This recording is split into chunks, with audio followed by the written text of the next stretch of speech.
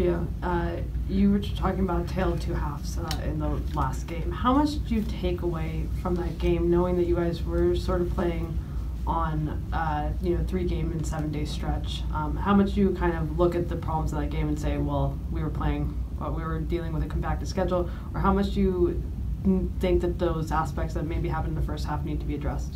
First of all, good afternoon. Good to see you guys.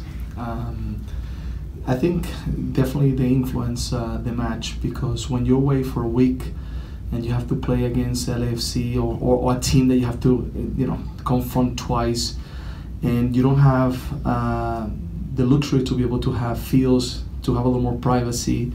You have to train in an area that you can do certain things, no more than that.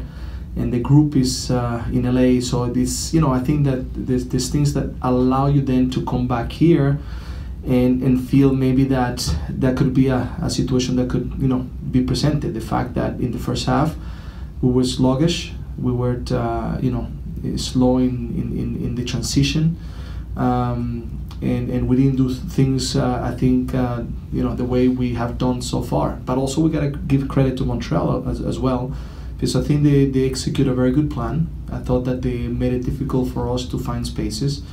They knew how to counter in the moments that they found space, how to be able to go forward. But for me, the most important part was that in the second half, the team reacted and was able to bring a different energy, good spirit. And at the end of the day, we found a way to at least, tie a match that, it was difficult. We could have also maybe found a late goal winner. But I think there's a lot of good things, but we're not taking away the fact that the first half was, not the ideal first half, and the second half, which was pretty much better. And knowing now that you have a full week of preparation going to Houston, and also are going to have the next 2 games will be at home with a full week of preparation, how do you sort of approach this week, and how nice is it to be back at home and being able to train in preparation? And much better now. We have the possibility to have the whole team with us, to be able to plan, to be able to train in our facility, to make sure that the players go back to the families, and that's very important. So now we are already we start already seeing the things that we want to do, watch videos from Houston. Houston is a good team. They show that they have some very important pieces in their team, and we're planning accordingly for this match, which again is going to be another difficult game for us. And then last week the team announced that there was an investigation going on in relation to Diamante's the accusations that he was called a racial slur during the U.S. Open Cup match. Do you know what the status of that investigation is, and when we can expect a statement from the team on the situation? Yeah, no, the investigation is still ongoing. For sure, that you will hear from our club when things get concluded. I stay behind my players because I know them, and there's no room for anything that has to do with those kind of situations in this club. It's a club that is very diverse, is very integrated, is fantastic in the locker room, and once the investigation is finished, then our club will be able to give more explanation. But as I said, I stand behind my players completely, 100%. And Timbers owner Merritt Paulson said in an article, I believe last week or the week before, that the club could be selling a big player in the near future.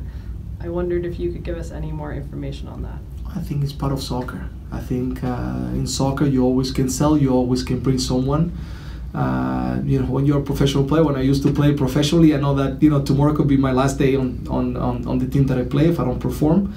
That I have to continuously be the best that I can be, and that always there could be competition coming along for me to have to be better. So I think that's part of a club, and we open to both situations. To sometimes look in the market, and I think that's something normal from any professional franchise. It seems that in the last couple weeks, the Houston Dynamo really seemed to turn a corner. They're playing really well. Only 1 loss in the last 6 matches. What do you think? That's just. Is there anything you've noticed about them doing differently that may have changed that? And What is, have you worked with Wilmer Cabrera before? What, do you guys have a relationship? No, Wilmer is a very good coach. We played together in New York. We know each other very, very well. He's, as I said, a very good coach, and he has figured out a way to make sure that the team is very competitive. He had a good year last year, and he's competing again this year. They play a good match against Dallas, so we're preparing. We're preparing for for their team to play against a difficult team that brings again different challenge than Montreal, and I think it's going to be a good game. Gio, the club announced that they were going to move the game back 2 hours because of the heat, and just the 2 hours should help quite a bit because of the position of the sun in the stadium, don't you think? I think it's perfect. I think it's perfect because we want the game to be the best game that fans can watch, and I think in order to think that way, the push of delaying 2 hours is very important, because we know that if it gets too hot, it can be very difficult on the surface, on our stadium. So I think by pushing the game 2 hours later, it will help for the game to be a better game.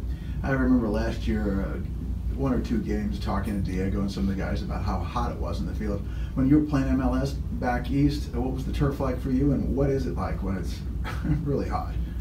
When we play in our time, beginning of MLS, I mean, the turf was even different. The AstroTurf, you had to put Vaseline, on your legs to make sure that you didn't burn when you slide. So it's completely different. But we have to remember, the game that we played against Seattle this year. I think it was 1 o'clock in the afternoon, and it was very difficult. The game looked slow.